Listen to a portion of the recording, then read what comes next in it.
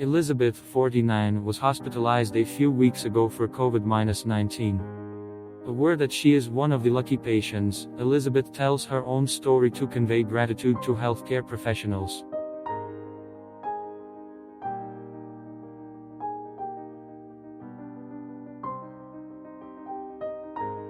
The first indication that something is wrong came on Friday. During the day, I felt more tired than usual and my battery was drained while going to bed. That weekend was tough. On Monday, the pain in the legs gradually increased. I thought it was a nerve compression and took painkillers. But then the doctors said the virus had attacked my muscles directly.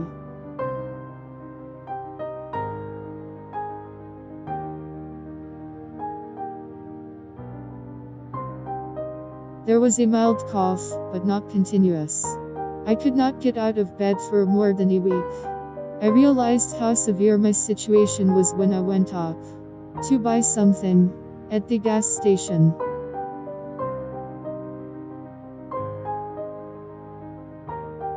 When I got home, I was freezing and shaking. I placed hot water bags around me, covered me with 2 blankets, but still could not warm up.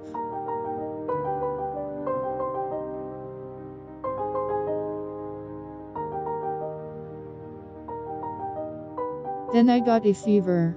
It was like it was on fire all over me, my head was very achy. I could not eat anything, I was vomiting and sweating. Then I realized that I was breathing harder.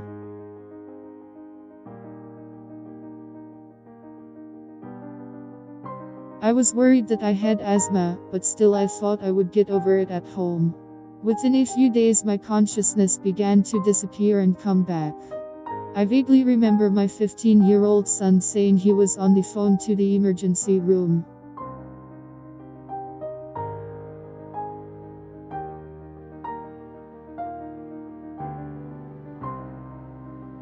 When the ambulance came, I heard the paramedics saying, "The situation is not very good, we need to bring it to the hospital," on the radio.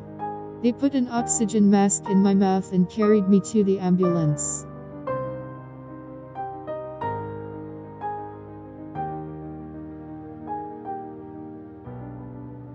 One of my children called my mother. It was very touched by his desperate watching of me. Since he had a heart disease, he could not approach me.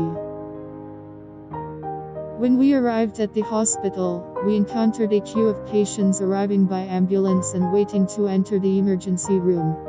I remember hearing the conversation that all the beds were full as they took me in a wheelchair after 3 hours of waiting.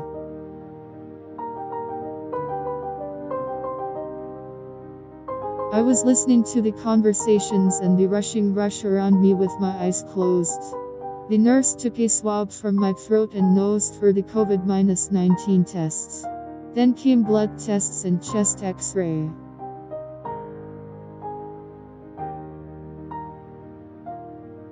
I felt like I was beaten. Trying to understand what was going on, I was passing myself once in a while.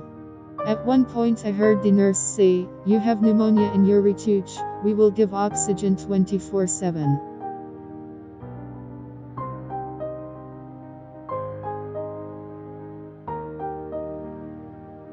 It was as if a concrete wall had been placed on my chest. They said that pneumonia had an effect and gave morphine. Then there was pain in my stomach, like birth pain. I was shouting, "I can't stand it anymore." When the pain began to subside a little, I was in a delirium.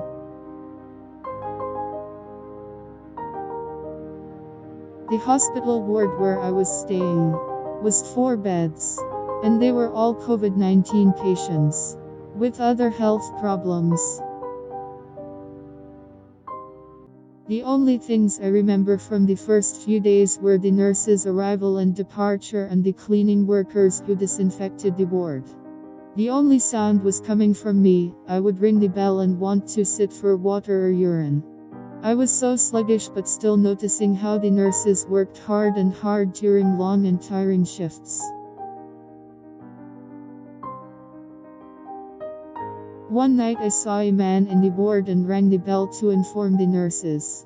The nurse said that he was the son of the dying woman in the opposite bed. I was both very sad and concerned with the thought that I'll hear someone die 2 meters away from me. Then they drew the curtain that surrounded the bed, so that there was a little privacy.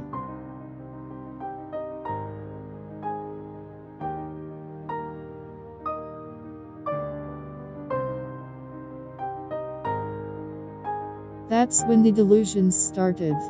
I remembered the conversations I had long ago, people I met randomly. Am I alive or dead? I thought it happened. Was this the road to death?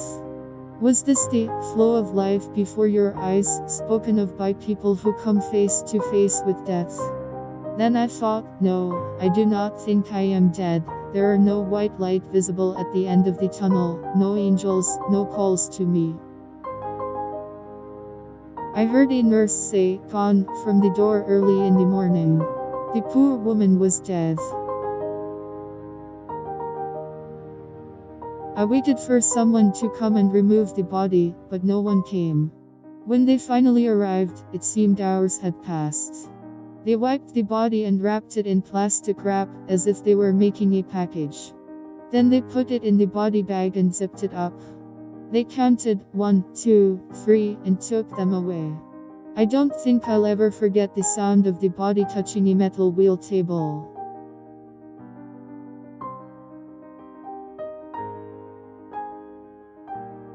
They wiped the bed on which the woman was lying and sprayed a lemon-scented spray.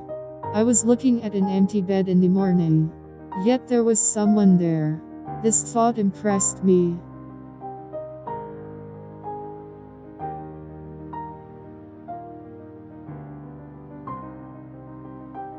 Then I looked at the woman lying in bed next to me. He was in a coma. Her daughter kept coming up to her and saying, "Mommy, I'm here," but to no avail. The woman was dead. It was a weird thought, but I had been waiting for him to die for 2 days. The situation of the woman next to me was getting better. He turned to me and told me that we were lucky, that we were among the recovering 50%.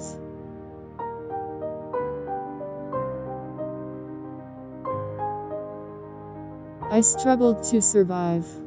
At the very beginning, when I was about to pass away, I said to myself, "No, I am 49 years old, I am not ready, I will not die, I will not die not only for myself, but for my children, family and friends." My brothers and sisters constantly sent me messages while in the hospital, and this gave me strength.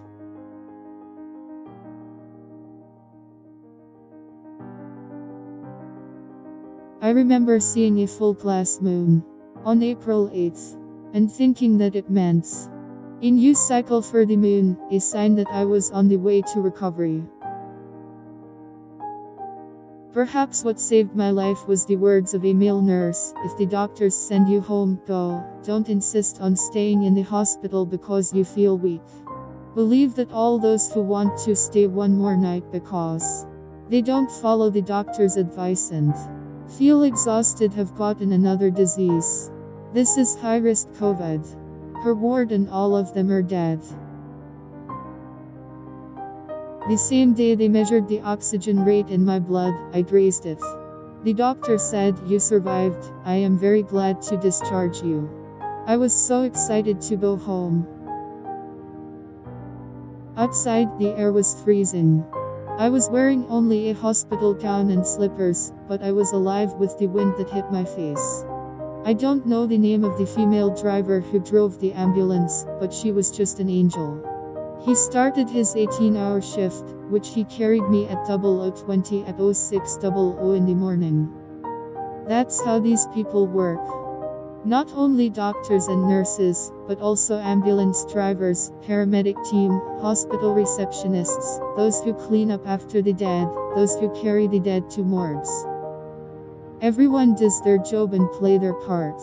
After returning home, I wrote and thanked the ambulance service and the hospital. I will be lying down for a few weeks. Doctors said it could take 3 to 6 months for pneumonia to heal. My mother, who brought me food after I left the hospital, became my biggest assistant. I came back from the brink of death. I am very lucky to be alive. Now I am waiting for the days when I will appreciate nature and enjoy it. One understands that material doesn't matter. When I go out, I want to fill my chest with air, look at the birds, and realize once again the beauty of nature and the world. This is my second chance.